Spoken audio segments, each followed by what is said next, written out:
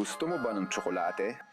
Salamat! Siyam sa 10 tao sa mundo ay mahilig sa tsokolate. Sabi ng nanay ko, ang buhay ay parang kahon ng tsokolate. Hindi mo alam kung ano ang makukuha mo.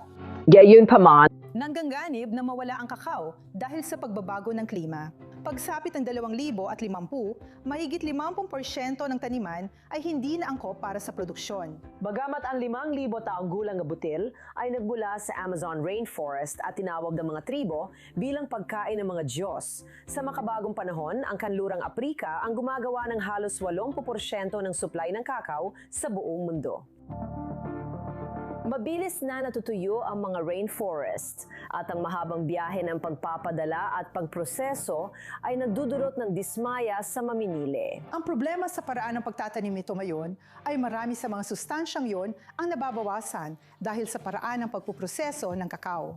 Talagang nawawala ang marami sa mga bioactive na iyon. Sinusubukan ng Israeli startup na Kokomoto na buhayin ang buto at pasayahin ang panlasa. Hindi na namin kailangan magpalaki ng kakao ng 6 o 7 taon at buto lang ang gamitin dahil pwede na kaming gumawa ng lokal na produksyon. Pwede mong ilagay ang Kokomoto na planta kahit saan sa mundo maliban sa Ecuador at malapit mismo sa mga pabrika na kasalukuyang gumagawa na. Ang Pluri ay isa sa pinakamalalaking plataforma sa mundo para sa pagpaparami ng mga selula. Alam lang talaga namin kung paano paramihin ang mga selula. Ito ang alam namin gawin. Dito sa Haifa na nakabase ang biotech na kumpanya na Pluri, ginagaya ng mga bioreactor na ito ang mga kondisyon ng kalikasan. At parang ganito. Tama, kaya parang klase sa agham ito. Nilalagay namin ang mga selula sa sisidlam ito at pagkatapos ay may perfusion ng media. Ang media ay ang pagkain na kailangan ng mga selula para kumain. Tulad natin, pinapakain din namin ang mga selula gamit ang conditioned media na ito. Ganon din sa kape. Ang Coffee Shy, isang startup, ay gumagamit ng patented cell expansion technology para ipagpatuloy ang sinimulan ng kalikasan.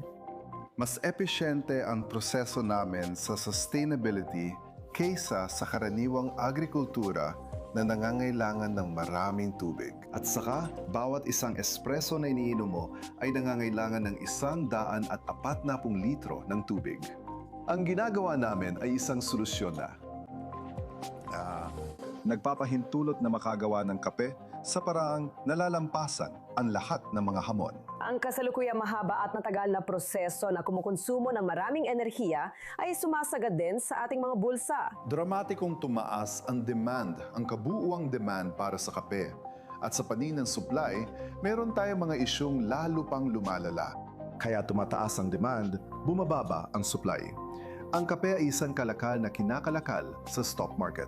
Sa totoo lang, sa nakalipas na 5 taon, makikita mo ang malaking pagtaas ng presyo, pati na rin ang mataas na pagbabago-bago nito.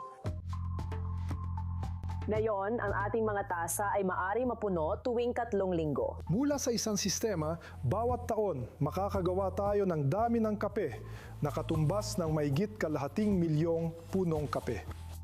Ito ang aming produkto. Ito ay isang cell-based, pinatuyong cell-based na kape.